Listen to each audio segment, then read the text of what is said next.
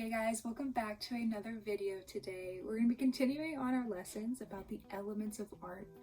We've been doing a lot of classes for our mural, getting ready for our mural, about focusing on the elements of art. The elements of art, if you think about baking, we're making a cake and we need all these ingredients. We need the eggs, we need the milk, we need the flour. That's kind of what the elements of art are. They're all the ingredients that we use to make a piece of work. Now, the principles of design are how we're taking all of these elements and putting it together to make something that is pleasing, that shows the emotions we want to show, and it's just generally a work of art that we are proud of. Some of the elements we've talked about line, we've talked about how we can use it to, once again, create an emotion, create some sort of expression with it. We've talked about value. You guys made your wonderful value scales out of paint, and we're going to talk a little bit more about it today. We're going to be doing it in pen today. We're going to talk a little bit more about that so that we can talk about texture tomorrow. That's something we haven't talked a lot about. We've also talked about shape, how we can use our basic shapes to make it like a beginning fundamental block of our drawing is by breaking everything down to a basic shape. We also can use more organic, free-flowing shapes to also create movement and create something with a little bit more energy to it. We're also going to talk about space eventually, and we've talked a lot about color. We're going to talk a little bit more about it next week as well. So we've talked about value before. Value is the relative lightness or darkness of a color. You can also just use it in black and white, and using our grayscale is a really good way to get an understanding of what value is before we start adding it to color. And that's kind of what we did when we did our painting. We did our value scale in black or white, and then we also did, I'm using one of yours, that's amazing. We also did the same thing. We talked about tinting and shading of a color. So we talked about it before, it's nothing super new, but it is important to go over, especially when we're going to be drawing. We're going to be sketching out and talking about a few different ways that we can take our value scale, and then when we talk about texture, how we can apply it to an actual drawing itself. Some of our keywords that are going to be really important when we move on past a value scale and we start doing our own different drawings, whether or not we're taking just a ball or some sort of form and trying to make it 3D, trying to render it. That's why we use value, to give it a 3D sort of look. When we also do texture tomorrow, we're going to be using value to create a feel, or what something is going to actually feel like. So some of the words that we're going to be talking about, and you're going to hear me use a lot, is our light source. Where is the light coming from? If we know that the sun or a lamp, whatever it is our light source is coming from the left, well, we know that's where our highlight's going to be. And we're going to talk a little bit more about that. We're also going to talk about our midtones, our shadows, our reflection, and our cast shadow as well. So I'm going to be showing you guys multiple ways to be creating value today. All you're going to be needing is a few sheets of paper, definitely a pencil that has a good eraser at the end, or if you have a separate eraser, that also is just as good. You're also going to be needing some sort of pen. This is more of a drawing pen, but you can also just use a regular ballpoint pen. I'll use both just so you can see the difference. For this first page, what you're going to need to do is I drew out 4 long rectangles and then just split them up into 4 sections. I did that just by putting one right down the middle in half and then splitting those halves in half, so you get 4 equal parts. It doesn't have to be anything super fancy. As you can see, mine's a little wobbly. Use a ruler if you want. So you can go ahead and pause the video and then come right back, and then we can continue. So for these first two, I zoomed in a little bit here, we have hatching and cross hatching. They are very similar to each other. I just want to note that underneath I wrote that for this first box of hatching, I'm going to be starting from a lighter value and I'm going to be going to our darkest value. Whereas for the cross hatching, I want to show that you can also start from dark and work your way to a lighter value. So if you see them being different, that's why I wrote it underneath. I wanted you guys to see the difference between going from light to dark, dark to light. You can do either way. Now the important thing to remember is to be gradual about it. Keep as much space as you can for the lighter values. So for hatching, you have a series of lines facing the same direction. For my lightest value, I do want to show a little bit here. Maybe sometimes we would keep it completely blank if we had a longer value scale. This is a pretty small one, so I still want to show a few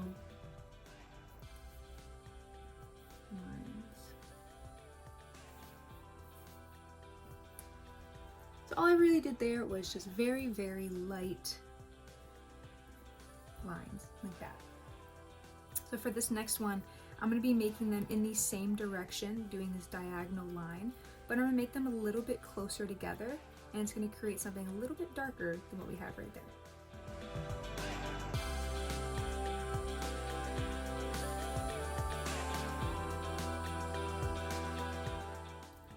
So now I'm building up the value by adding quite a few more lines. They're still pretty far away from each other, but they are a lot closer than our first one. So we're going to do the same thing for our third one, making them even closer than they are in the second one.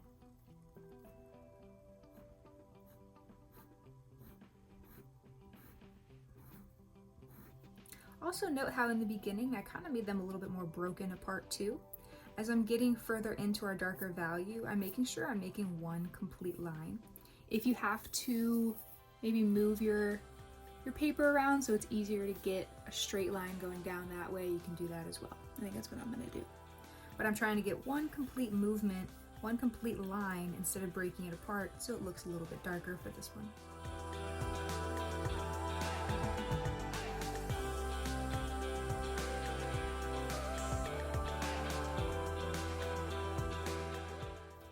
And then for this next one, for the last one, is the darkest darks. I'm going to make it even closer together, probably even less. It doesn't even have to be as neat. I'm not making these the most perfect parallel lines. Hatching is usually pretty quick. So I'm going to make this pretty quick, and I'm going to fill this in really, really dark.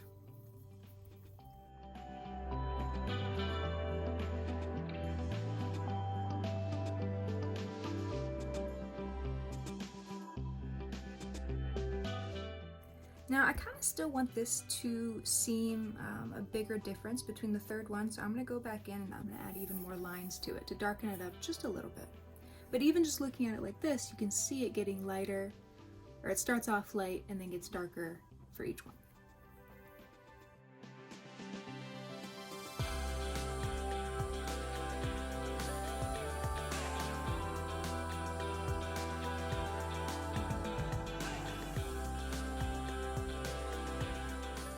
Now you can really see the difference between each one. Now if we move on to cross-hatching. Cross-hatching is very similar, except instead of all the lines going one direction, you're going to create that same thing, the lines going maybe diagonal this way, but you're also going to have another section crossing it. And what that does is that creates an extra layer of an area that can be darker. Sometimes when I am using hatching and cross-hatching, I use them interchangeably. So I will do a whole art piece using both. Mainly hatching, I'll use in areas that I want to be lighter. And then cross-hatching is really good for areas that you can create darker values with. But that doesn't mean you can't create lighter values with cross-hatching.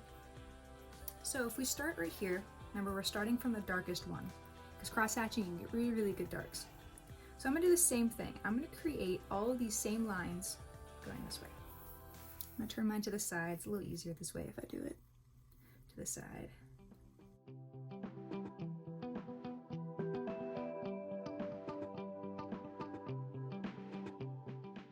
Now what I'm going to do, now that I've created the lines going this way, going the opposite way, I'm going to make more diagonal lines.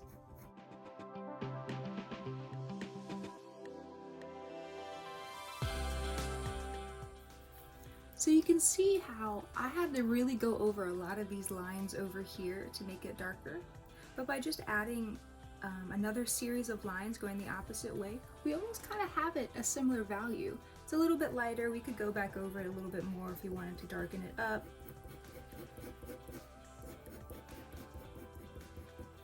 But we've created a really dark value just by crossing our lines instead of going back over them. Now if I'm going down, I want to make it a little bit lighter than this. So here we spaced out our lines and we got them even closer and closer together to make it darker.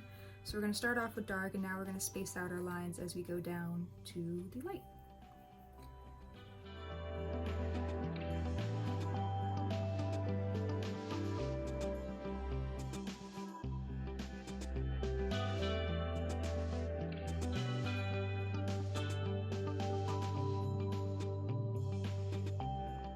So right there, added a few more lines. You can tell that they are a little bit more spaced apart, but not too much.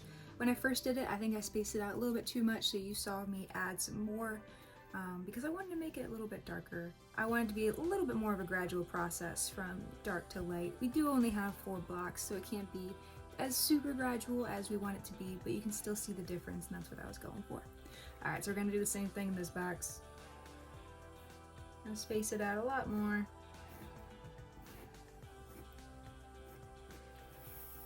Kind of maybe more how I had it the first time.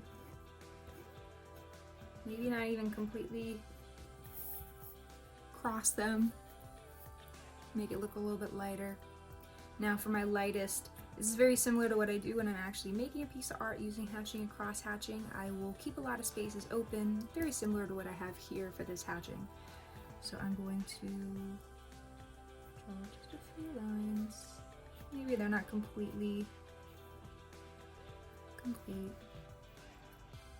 I'm gonna do the same thing over here.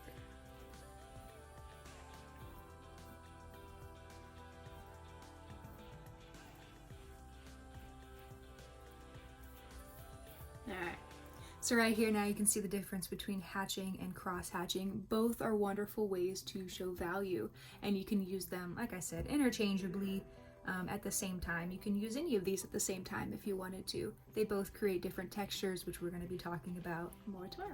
Right, so looking at these last two that we have on this page, we have stippling and we have scumbling. Now last week we talked about pointillism and Seurat. When we put a series of small dots all together, especially colored ones, if we're trying to create, I use the example we're trying to create purple. If I lay down a layer of dots that are blue, and then I lay down a layer of red dots over top of it, because we know blue and red make purple, our brain will mix it together optically. It's called optical mixing. So here, it's a little bit different because we're not using colors, but it still is that same idea of condensing dots in a smaller area, condensing them all together like how we did with our lines to make value, to make a darker value, and then spreading out our dots to create a lighter value or an area where light is hitting it. Alright, so like I said, for here I'm going to start off with dark. Stippling can sometimes be very time consuming because you are just making a series of little dots back and forth. I will say for your own hands and wrists, if you don't want to do this, you don't have to go ahead and do it. If you want to try doing it, definitely take frequent breaks. Like when we did our pointillism project, I had to stop a few times to make sure that, and stretch out my hands and kind of roll them around. But what you also can make sure you do is, instead of just using this minute movement in your wrist, sometimes what helps me is if I kind of use my whole hand and I move my whole hand up and down. It's more of a macro movement than a micro movement. You're using larger muscles, you're using more of your macro muscles than your small, tiny ones. So sometimes that helps me so my wrist doesn't hurt as much. So I lift my entire hand off the page, and I'm going to keep condensing it. So I think I'm going to time lapse the darker one just because I want you guys to sit here and watch me do this, but the darker one's definitely going to be the most time consuming one because we want to fill it up with as many dots as we can. So I'm going to go ahead and I'm going to do that for all of these. I'm going to be getting lighter and I'm going to be spacing them out as I go along.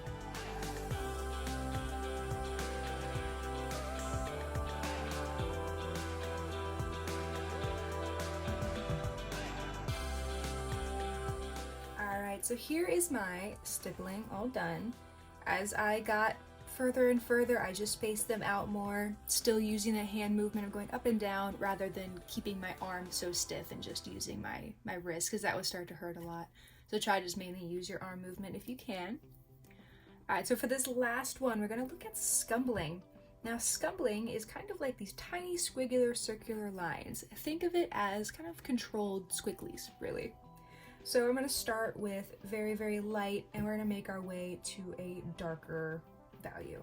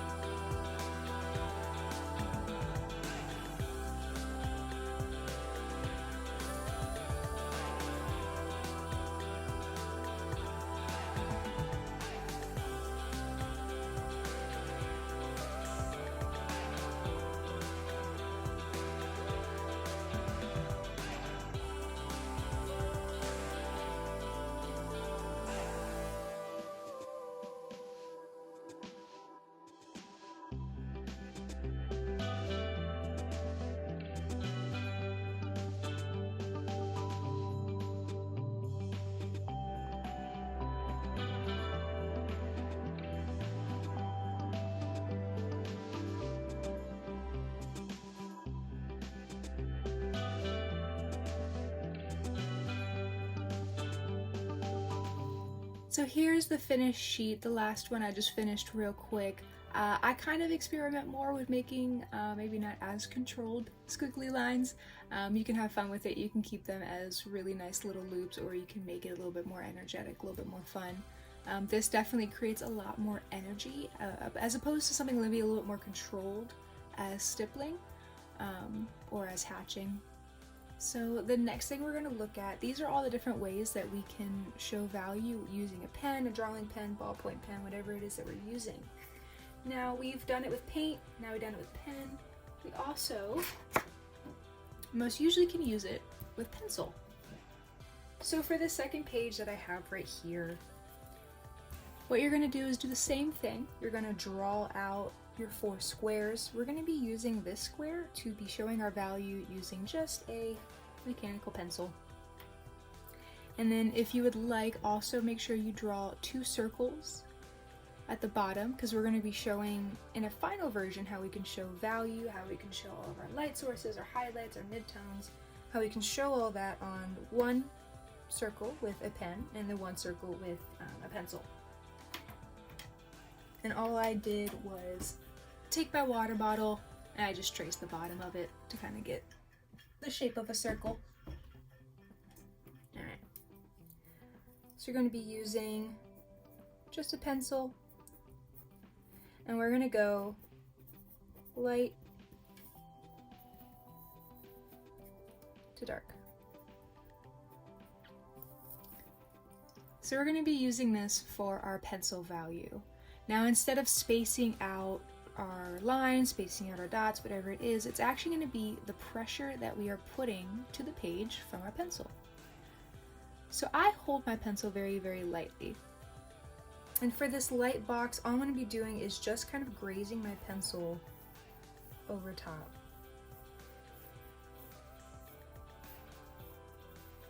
Very, very lightly.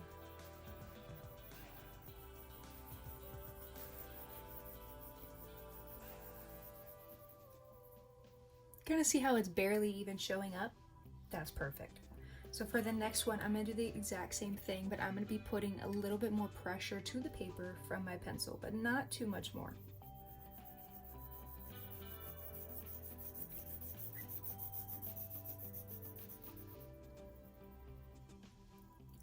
Alright, so for this one, it's going to be the same thing, applying a little bit more pressure.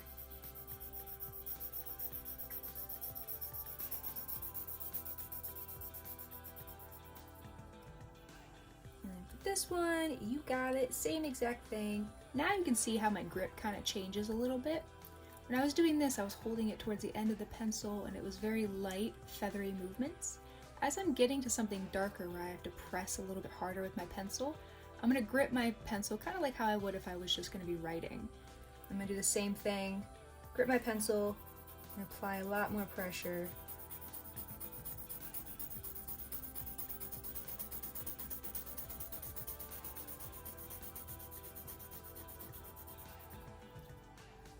Now you can see I have 4 very distinct values, all made with just one mechanical pencil.